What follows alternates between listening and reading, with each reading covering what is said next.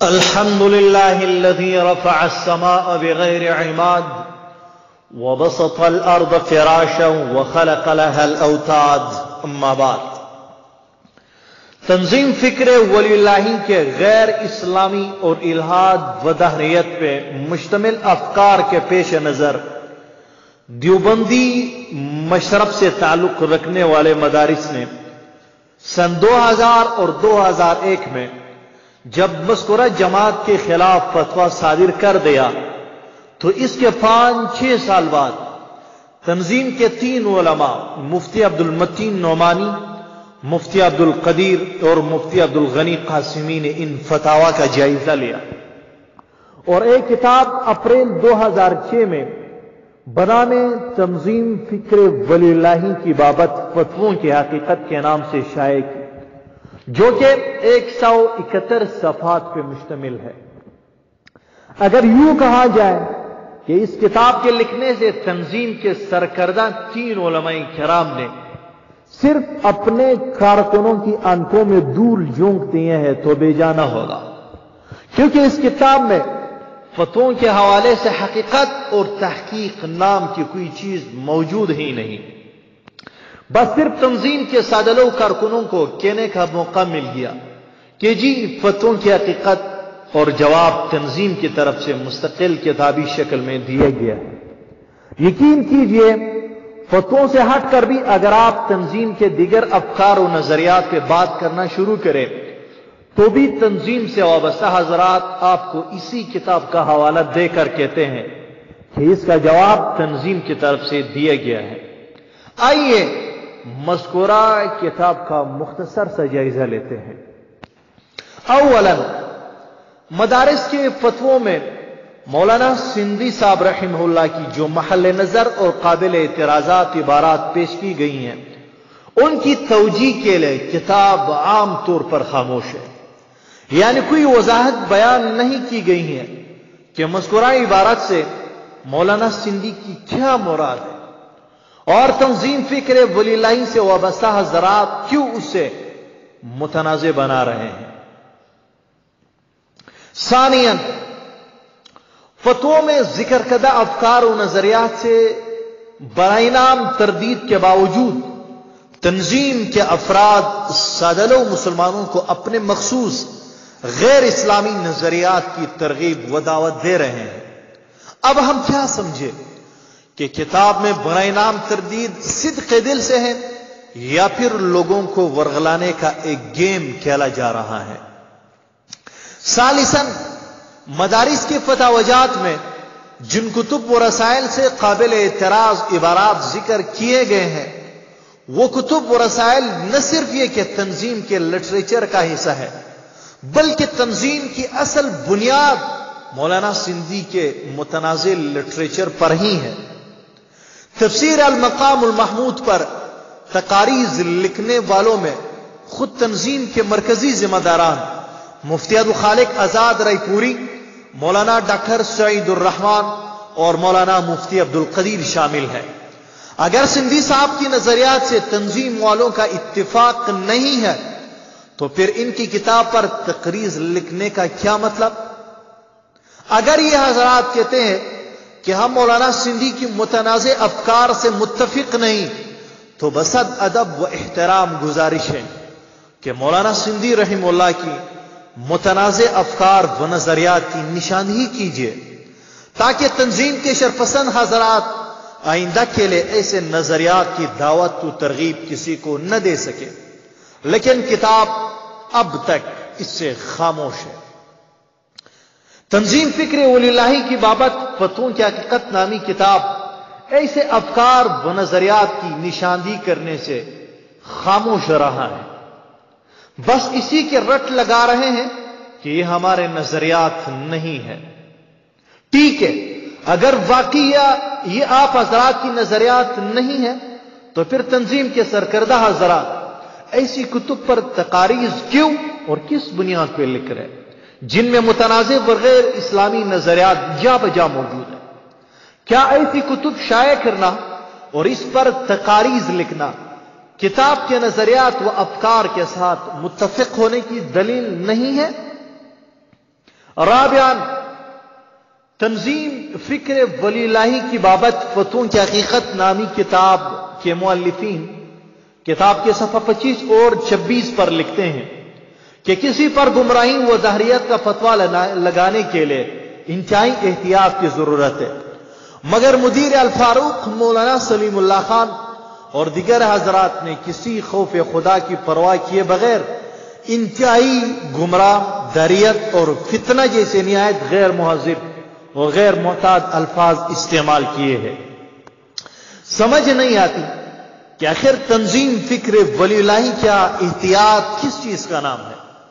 ان کے خلاف تو فتویٰ صرف جامعہ فاروقیہ والوں نے نہیں بلکہ دارالعلوم کراچی، جامعہ بنوری ٹاؤن، جامعہ حقانیہ اکوڑا خچک اور ام المدارس دارالعلوم دیوبند سب نے صادر کر دیا ہے۔ کیا یہ تمام کے تمام سب پہ اول کے مدارس غیر محتاط ہیں؟ بلکہ میں تنظیم فکر ولی اللہ والوں کو چیلنج دیتا ہوں کہ آپ حضرات دوسرا کوئی ایسا متفقہ فتویٰ بتائیں جس میں مذکورہ تمام بڑے مدارس والوں نے احتیاط کو بالائے طاق رکھ کر متفقہ فتویٰ دیا، تاکہ لوگوں کو یقین ہو جائے کہ صف اول کے مدارس اکثر یوں ہی اجتماعی طور غلط فتوے صادر کرتے رہتے ہیں۔ خامساً کتاب کے مؤلفین کتاب کے صفحہ 25 پہ لکھتے ہیں کہ مدیر الفاروق مولانا سلیم اللہ خان صاحب بنوری ٹاؤن کے نائب مفتیان اور مولانا محمد تقی عثمانی صاحب نے ان فتاوا میں افتاء کے درج ذیل اہم اصولوں کو نظر انداز کر کے افتاء کو بازیچہ اطفال بنا کے رکھ دیا۔ ان پر لازم تھا کہ کسی شخصیت یا تنظیم پر فتویٰ لگانے سے قبل حقیقی معلومات و شواہد حاصل کر کے حضرت امام شاہ ولی اللہ صاحب اور حضرت مولانا عبید اللہ سندھی صاحب کے مستند لٹریچر کی روشنی میں فتویٰ دیتے۔ یہ چیز ہمیں سمجھ نہیں آتی کہ آخر خود تنظیم فکر ولی اللہ کے بابت فتووں کی حقیقت نامی کتاب کے مؤلفین کی فتویٰ نویسی کے لحاظ سے علمی حیثیت و پوزیشن کیا ہے کہ بڑے بڑے اصحاب علم کو فتاوا اور افتاء کے اہم اصول سمجھانے بیٹھ گئے۔ جن حضرات سے افتاء کے اصول سیکھ چکے ہیں، آخر انہی اصحاب علم کو افتاء کے اصول سکھانا کیا یہ بدبختی اور علم سے محرومی کی دلیل نہیں ہے؟ رہ گئی ان کی یہ بات کہ کسی شخصیت یا تنظیم پر فتویٰ لگانے سے قبل حقیقی معلومات و شواہد حاصل کر کے حضرت امام شاہ ولی اللہ صاحب اور حضرت مولانا عبید اللہ سندھی صاحب کے مستند لٹریچر کی روشنی میں فتویٰ دیتے۔ کاش تنظیم فکر ولی اللہ والے مستند لٹریچر کی وضاحت کر دیتے کہ کون سے کتب و رسائل ان کی مستند لٹریچر کہلائے جاتے ہیں۔ دیکھیں، مذکورہ تنظیم کی نظریات و افکار تفسیر الہام الرحمن، المقام المحمود، افادات و ملفوظات اور قرآنی شعور انقلاب وغیرہ کتب میں لکھے ہوئے ہیں۔ مدارس والے یا کوئی بھی قلم اٹھانے والا جب ان حضرات کے افکار چھڑتے ہیں تو انہی کتب سے پیش کرتے ہیں، لیکن پھر بھی یہ حضرات ضدی بچے کی طرح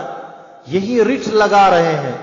کہ مستند لٹریچر سے حقیقی معلومات و شواہد پیش کیجیے۔ بھائی، جب تم ان کتب کو شائع کرتے ہو، اسی کی بنیاد پہ سادہ لوگوں کی نظریات میں انقلاب مذموم لانا چاہتے ہو، اس کے باوجود یہ تمہاری مستند لٹریچر نہیں، تو پھر تمہارے مستند لٹریچر آخر کون سے ہے؟ تم وضاحت کرنے میں شرماتے کیوں ہو؟ یہ بات اظہر من الشمس ہے کہ علماء دیوبند کے تمام ادارے، مدارس اور علماء نہایت معتدل مزاج کے حامل ہیں، افراط و تفریط سے ہٹ کر اعتدال کی راہ پر چلتے ہیں۔ کسی پر گمراہی کا فتویٰ لگانا نہ ان کا کوئی شوق ہے اور نہ ہی مشغلہ۔ ان کی ازحد کوشش یہ ہوتی ہے کہ اگر کسی نے عقائد کے بارے میں ایسی بات کہہ بھی دی جو گمراہ کن ہو تو اس کی بھی تعویل کرتے ہیں، اس کی غلط بات کا صحیح محل ڈھونڈتے ہیں، اور یہ سارا اس لیے کرتے ہیں کہ وہ گمراہی، الحاد اور فسق و فجور کے فتوے سے بچ سکے۔ لہذا الٹا ان معتدل مزاج علماء کرام کو مورد الزام ٹھہرانا یہ خالص سینہ زوری ہے، نہ کہ دانشمندی۔ یہ بھی یاد رہے کہ فتویٰ کسی ذات، فرد یا شخصیت کے خلاف نہیں ہوتا، وہ ان عقائد، نظریات اور خیالات کے خلاف ہوتا ہے جو کسی ذات، فرد یا شخصیت کی طرف منسوب ہو۔ مولانا سید احمد رنگ پوری اور ان کے متعلقین کے بارے میں ان کے جو عقائد، نظریات اور خیالات ان کے زیر اہتمام و زیر نگرانی شائع ہونے والی کتب و رسائل میں شائع ہوئے ہیں، ان سے نہ تو فکری حضرات رجوع کرتے ہیں اور نہ ہی ان کتب و رسائل اور جرائد سے لاتعلقی کا اعلان کرتے ہیں، تو فتوے تو ان کتب و رسائل میں ان کے شائع کردہ عقائد و نظریات کی بنیاد پر دیے گئے تھے۔ وہ نظریات و افکار موجود ہے اور ان کی نسبت بھی فکری حضرات اپنی طرف کرتے ہیں، یعنی وہ نظریات یا وہ کتب جن کو یہ حضرات شائع کرتے ہیں، تو فتووں کی بھی وہی حیثیت ہوگی، یعنی وہ بحال ہی بدستور موجود رہیں گے۔ اب تک نہ دارالعلوم کراچی نے اپنے فتویٰ سے رجوع کیا ہے، نہ جامعہ فاروقیہ والوں نے، نہ جامعہ حقانیہ کوڑ خٹک والوں نے، اور نہ اسی طرح جامعہ بنوری ٹاؤن والوں نے۔ فکری حضرات کو چاہے پہلے متنازع عقائد و افکار سے رجوع کرے اور پھر ان رسائل و جرائد سے لاتعلقی کا اعلان کرے تاکہ اصولی طور ان کی بات ماننے کے لائق بن سکے۔ اسی پہ اکتفا کرتے ہیں۔ وآخر دعوانا ان الحمد للہ رب العالمین۔